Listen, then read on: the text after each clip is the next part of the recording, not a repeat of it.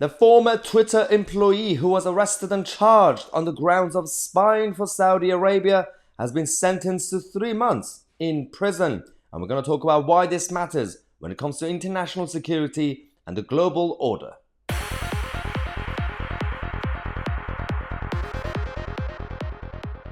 Here we go again, ladies and gentlemen. If you guys remember, a few months ago, back in August, I believe, we reported on this channel that a former Twitter staff member was accused initially and then arrested on the grounds of spying for Saudi Arabia.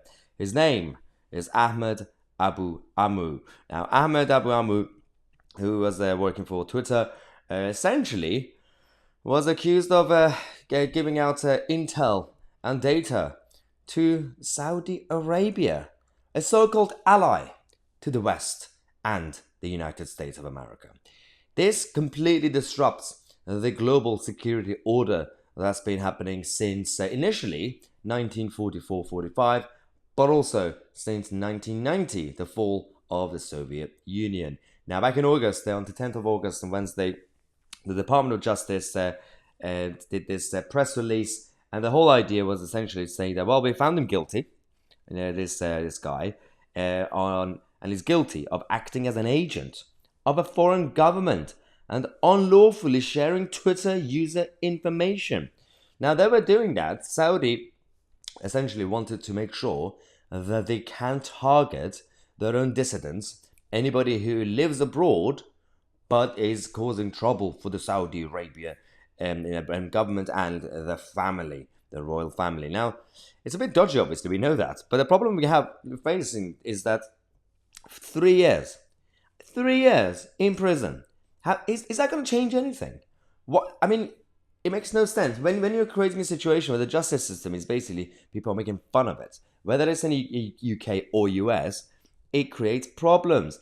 Now, Ahmed Abu Amu wasn't acting alone, so he was technically a US citizen, but he was coordinating his work with Ali Al-Zabara, who was a Saudi citizen working on behalf of the royal family and the government. Now, the problem we are now facing is that, of course, according to a testimony from an FBI agent, it said that, well, a Saudi government agent began courting Abu Amu in 2014 by buying him gifts and depositing money in his cousin's bank account.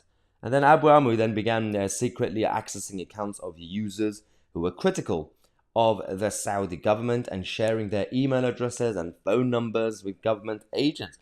This is absolutely disgusting. It's extremely illegal.